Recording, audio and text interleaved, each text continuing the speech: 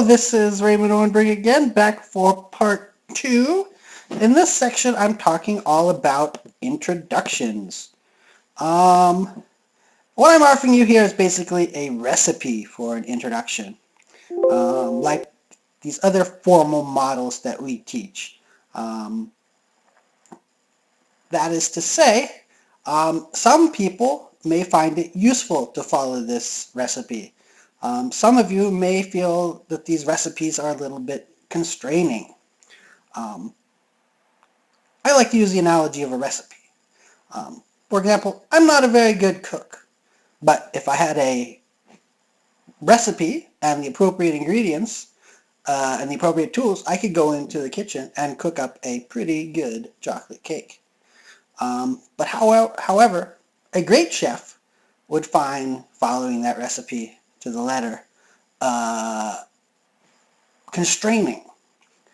They don't need a recipe. They would find it limiting. But someone like me, who's not a good cook, if I don't have a recipe, then it could end up being a disaster. So if you feel that you need to follow this pattern, then that's fine. So here is a recipe for an introduction. So basically, you start off with your attention getter. I'll talk more in a little bit about what those are. Basically, the idea is to get the reader's attention. Important thing to remember with attention getters, though, is that it should connect with the rest of the introduction. Then you want to introduce the topic broadly. Then, if you are using a springboard essay, like we are in this class, then you would want to introduce the springboard essay, or the springboard piece.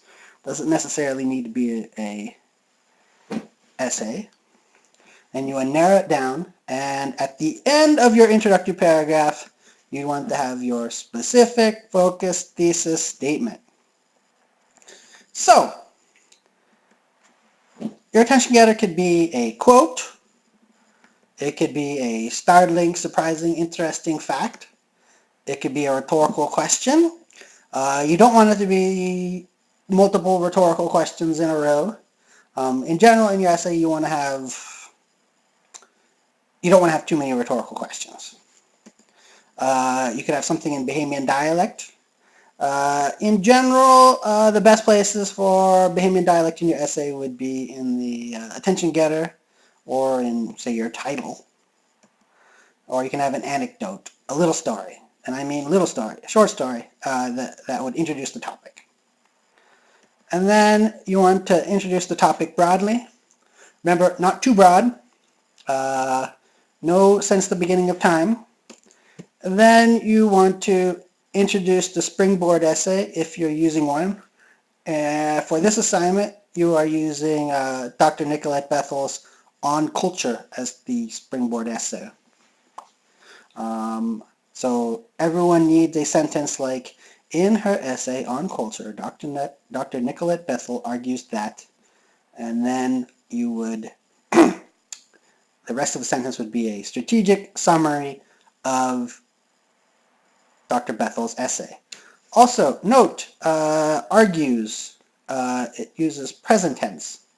And MLA, which is a documentation style, the set of rules for formatting an essay that we're using in this class, you'd use present tense. So, argues, not argued. Then you continue to narrow it down, you get closer to your specific thesis statement, and then at the end of your introductory paragraph, you would articulate your specific thesis statement. A formula that I encourage students to use, but some professors don't like, is to say something like, in this essay I shall claim that, and then have the rest of the sentence be your specific thesis statement. Some professors will tell you not to use that. They think it's ugly, but I think this is a much more elegant way to indicate to me what your thesis statement is rather than underlining it or bolding it. Okay, bye-bye.